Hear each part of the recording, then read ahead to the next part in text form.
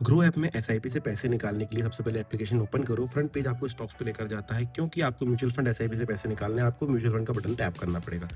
यहाँ पर आने के बाद आपको ऊपर इस तरीके से एक ऐड दिखाई जा सकती है, भाई स्टार्ट एसआईपी कर दो। लेकिन आपको अपने डैशबोर्ड के ऊपर चले जाना है। जैसे ही आप डैशबोर्ड पर जाते हो तो आपकी सारी की सारी इन्वेस्टमेंट आपको यहाँ पर नजर आती है कि भाई आपने कहाँ कहाँ इन्वेस्ट कर रखा है। अब देखिए, मैंने बहुत सारे यहाँ पर अलग अलग म्यूचुअल फंड में इन्वेस्ट कर रखा है, जिसमें से किसी एक में से आप पैसे निकाल सकते हैं। किसी क्या सारे में से निकाल सकते हैं, लेकिन एक एक करके निकालना होगा। अब मान के चलिए मुझे इस वाले एसआईपी में से, इस वाले म्यूचुअल फंड में से पैसे निकालने हैं, तो मैं इस पर टैप करूंगा।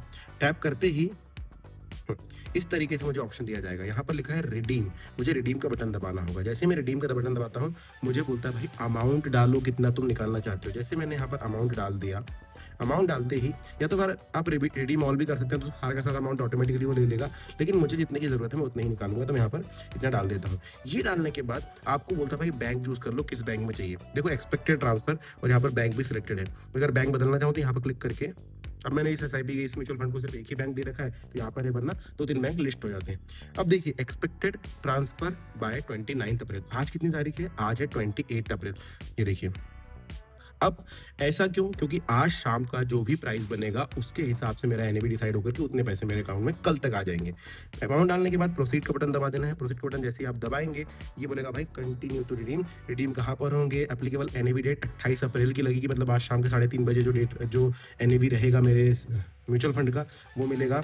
नंबर ऑफ यूनिट्स 20 यूनिट बिक रही है। एग्जिट लोड कितना होगा? इतना होगा। एलटीसीजी एसटीसीजी यहाँ पर मुझे दिखा दिया है। Short term capital gain tax लग रहा है 340 रुपए का, जो कि मुझे देना पड़ेगा, कि मैं 1 साल के अंदर अंदर निकाल रहा हूँ। और ये कितना लिखता है? ये लगता है 20% ऑफ योर इंटरेस्ट। जो इंटरेस्ट या कह सकते हो प्रॉफिट, ठीक है। एलटीसीजी का मतलब होता है अगर आप 1 साल तक होल्ड करते हैं और 1 साल के बाद बेचते हैं, 1 साल के बाद वो यूनिट्स बेचकर पैसे निकालते हैं, तो उसको बोलते हैं long term capital gain tax, जो कि 1.25 लाख तक के प्रॉफिट पे नहीं लगता, उसके ऊपर के प्रॉफिट पर 12.5% लगता है। और एसटीसीजी मतलब कि आपका अगर 1 रुपये भी प्रॉफिट हुआ है तो उस पर भी 20% का टैक्स लग जाएगा, मतलब कि 20 पैसे आपको देने पड़ेंगे।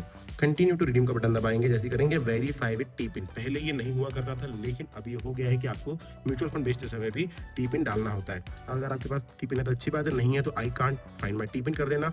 यहाँ पर बोलेगा set your own T pin या फिर generate T pin from CDSL. मैं बोलूंगा अपना खुद का टी पिन सेट मत करना, वो बार बार याद भी रखना पड़ता है और वो एक सिमिलर नहीं रहना चाहिए, हर बार बदल सकते हैं। तो आप जनरेट टी पिन फिर फ्रॉम सीडीएसएल कर दीजिए। जैसे ही आप ये कर देते हैं, हाँ, तो आपको एक एसएमएस भेज दिया जाता है जिसमें आपको टिपिन दिया जाता है आपका, ठीक है। तो मुझे एक एसएमएस आ गया है। अब मैं यहाँ पर वेरीफाई विद टिपिन करूंगा और वो एसएमएस जो आया है उसका टिपिन मैं यहाँ पर लिख दूंगा। टिपिन वेरिफिकेशन के बाद आपको एक ओटीपी भी आता है आपके रजिस्टर्ड मोबाइल नंबर पर, वो यहाँ पर आपको डालना होगा। जैसे ही आप ओटीपी डालकर वेरीफाई करते हो, अब दिन भर आप कितने भी म्यूचुअल फंड्स बेच सकते हो। रिडीम का ऑर्डर प्लेस हो चुका है। ये अमाउंट मेरे अकाउंट में कल शाम तक मुझे मिल जाएगा। डन करके पीछे आ सकते हैं। अभी आप रिफ्रेश करेंगे तो देखिए, अभी मेरा अकाउंट नहीं, मतलब मेरे यूनिट्स नहीं बिके हैं, तो मेरा पोर्टफोलियो कुछ इस तरीके से दिखाई दे रहा है। लेकिन जैसे ही कल वो अमाउंट निकल जाएगा तो यहाँ पर आपको पता है अमाउंट लेस हो जाएगा। और यहाँ पर देखिए प्रोसेसिंग में दिख रहा है। आप चाहें तो इस पर जाकर के ऑर्डर्स में देख सकते हैं कि भाई क्या प्रोसेस चल रही है, और यहाँ पर आपको सारी डिटेल्स मिल जाएगी। तो इस तरीके से आप भी रिडीम कर सकते हैं अपने एसआईपी म्यूचुअल फंड वाले पैसे। अगर आपको कोई क्वेश्चन है इसके अलावा तो कमेंट सेक्शन में जरूर पूछना। टैक्सेस से संबंधित कोई चीज़ है तो कमेंट सेक्शन में जरूर पूछ लेना, और सब्सक्राइब करना बिल्कुल मत भूलना। Thank you.